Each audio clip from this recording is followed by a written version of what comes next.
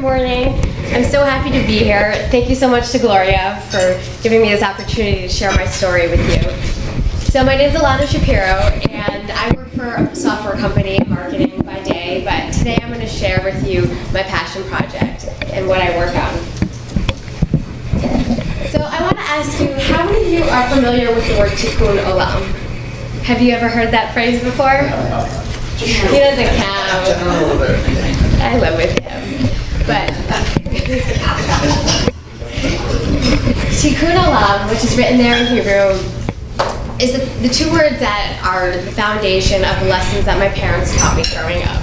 It's the very essence of what it means to be Jewish and to be a human. It literally means repairing or healing the world. Tikkun is repair and Olam is the world. Leaving the world a better place than you found it is the ultimate mitzvah or good deed, to do something for someone that can never pay you back. So I'm going to tell you the story today of my father, Eric Shapiro, whose life mission was Tikkun Olam, as a doctor and as a person, and someone whose life ended too young, but whose legacy will never die. My father devoted his life to healing the world, and he always encouraged my brothers and I to help those less fortunate than us. When we were younger and we would go trick-or-treating, he would always let us keep a few candies and then bring it to the children's ward, which I know you can't do that now, but back then you were allowed to bring children candy in a hospital. And this picture right here is one of my favorites of my father. He's him standing on his head. He struck a deal with a patient of his that if she quit smoking for 6 months, he would let the local paper take a picture of him standing on his head.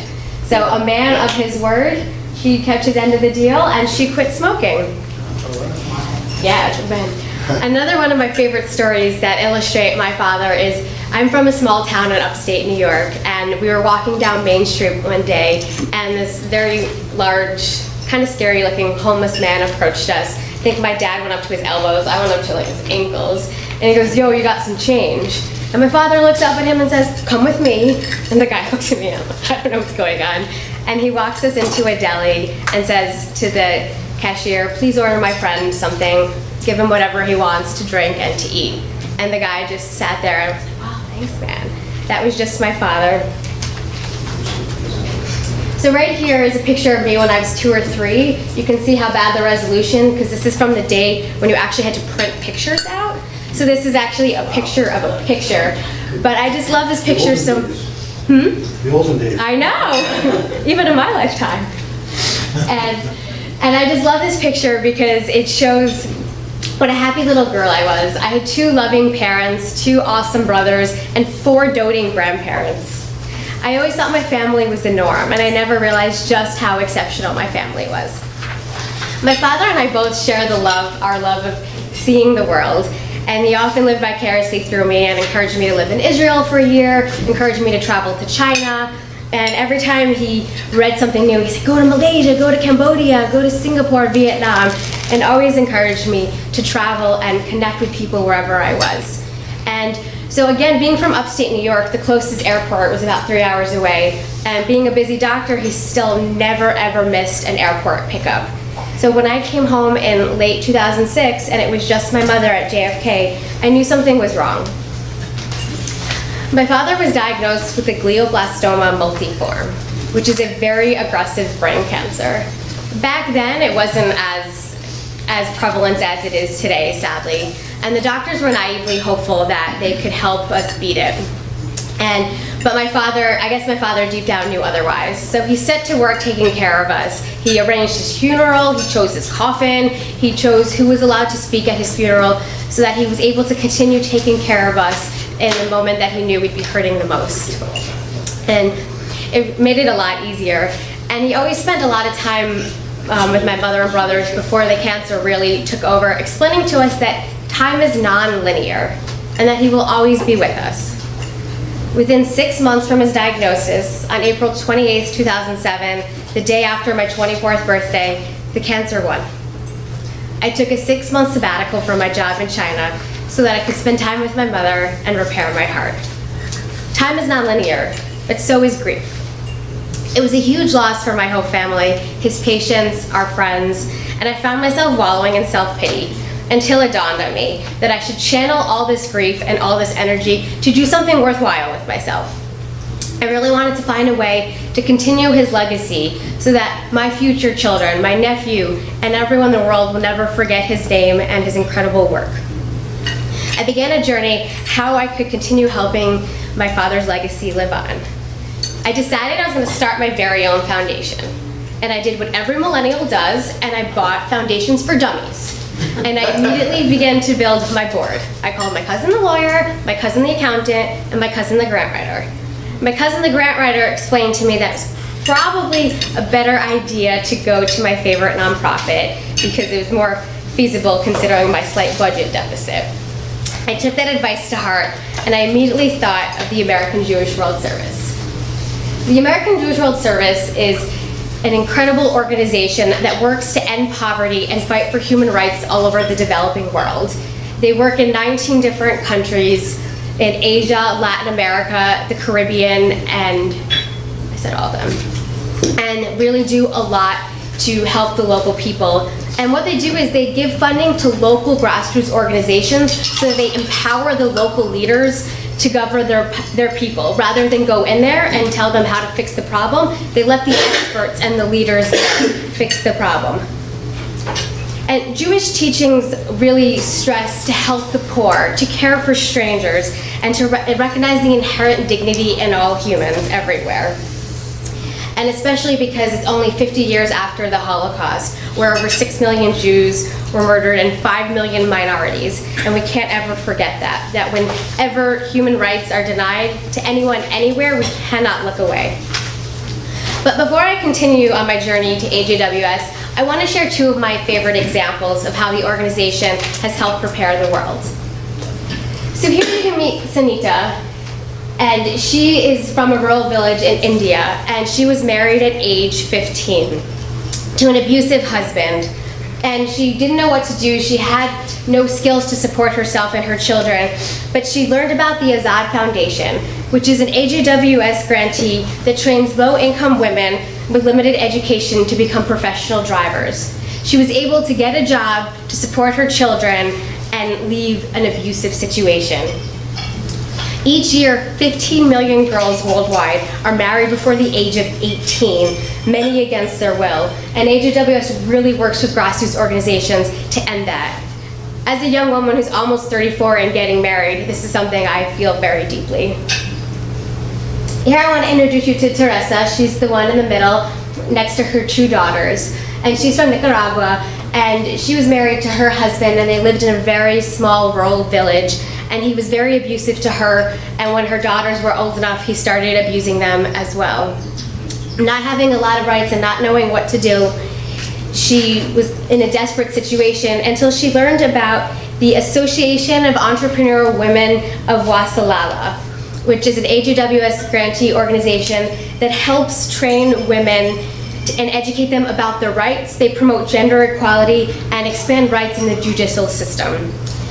They also have a shelter for women who need time to get back on their feet. So Teresa took her 6 children while her husband was away, stayed in the shelter. The organization helped her press charges successfully so that her husband is in jail now, and they helped her change the land rights to her name so that she now has a place to raise her children. This is very powerful and a really important first step in women getting equal rights and being able to take care of themselves.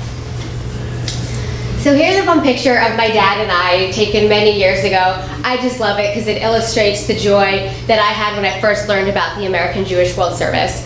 I was a sophomore in college, and I was looking for something to do on my alternative spring break other than go to Cancun and party. And I learned about the American Jewish World Service, which was perfect because they had a week-long trip to El Salvador where we worked alongside farmers to plant crops, to paint warehouses, and to build morale in a nation that was not so long ago, torn apart by civil war and really has seen a lot of strife. Needless to say, I'm a terrible farmer. I'm not so good at painting, but I'm awesome with the morale. And just had a really great experience getting to know these people and getting to know that we were helping them with their future so that they could make a living and not rely on handouts, which was so important. So circle back to my cousin, the grant writer, who told me to think of an organization. AJWS immediately came to mind. As fate would have it, as soon as I set this intention, it turned out that one of my friends was dating the executive assistant to the VP of donor engagement at AJWS and got me a meeting. Needless to say, my first couple of meetings didn't go so well because they didn't really do funds like this, but I persevere a lot, and I kind of didn't leave until they said yes and said that I could start a fund once I raised $50,000. That was all the ammo I needed to get started. And I decided also this was going to be a surprise to my mother. So I was going to fundraise and not tell her until the official fund was created. So as the old adage goes, every journey begins with a single step, but my case, it began with a single dime. So I started keeping money in my closet in a vodka bottle, which only takes dimes and pennies, so you can imagine how many bottles that would take to get to $50,000. A lot. And I mentioned this to my brothers, who firstly were not supportive of starting a fund because it was too tender and hard for them. But my little brother goes, "What are you doing? You are not going to earn any interest from keeping money in your closet." So he said then, and he had just graduated from college a month after we lost our father, and he said, "You know what, I'm gonna give you my graduation money to start off the fund, and then my older brother and I pledged to match that." So my little brother and I marked into the Bank of America, and you can see I don't look very old, and neither does he. So the two of us walking in asking to speak to the general manager. Imagine the looks we got, but luckily, again, small town, we knew the general manager. And so we sat with her and we said, "We are starting a fund in honor of our father. We want to open a savings account." She humored us and it began, but then she said, "Be careful of tax ramifications." Long story short, I went back to AJWS and I said, "I need your tax code." And they said, no. They finally really took me seriously, and they said, "Just have the money come to us. We will hold it until you reach $50,000. That same manager at Bank of America actually donated to our fund, and Bank of America later matched it. And it was really great because 5 years after that, almost 4 years ago, I found her on LinkedIn, and I told her that Ziploc bag I brought in of dimes and pennies and my little brother's graduation checks actually became $80,000. And so once I hit the $50,000, I was just getting started, and I decided I wanted to run the New York City Marathon. My father and I used to have our best talks on our WOGs, which is a walk, really a walk, but we would call it a WOG. And it gave me the idea that I should run the marathon to fundraise more in honor of my father. So I don't know how much you guys know about the New York City Marathon, but it is very hard to get in unless you qualify, which I'm not that fast. So after failed attempts, I finally went back to the American Jewish World Service and I said, "Let's start a marathon team. Great publicity, and you get your runners to fundraise." And the VP of Donor Engagement said to me, "I'm not even going to argue with you. I'm just going to put you in touch with the person that will make it happen." And so that was Team AJWS was born. I trained my heart out, and after my longest run, I pulled my hip flexor and had to pull out of the marathon a week before the race.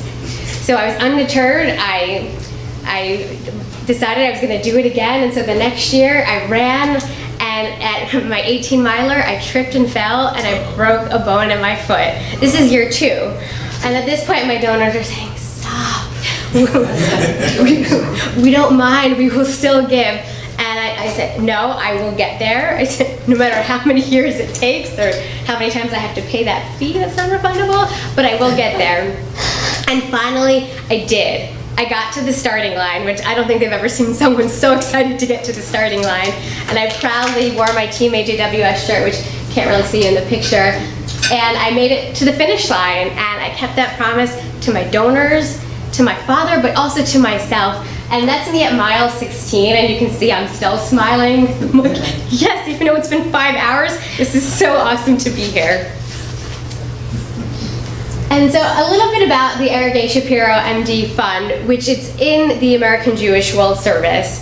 And so the way, when I started it, almost 10 years ago, it was going to give partial scholarships for the program that I went on. And my target was to have pre-med students, because I felt before medical school it would really help make them a better doctor and a better person, just to see the world and just to be able to help on ground.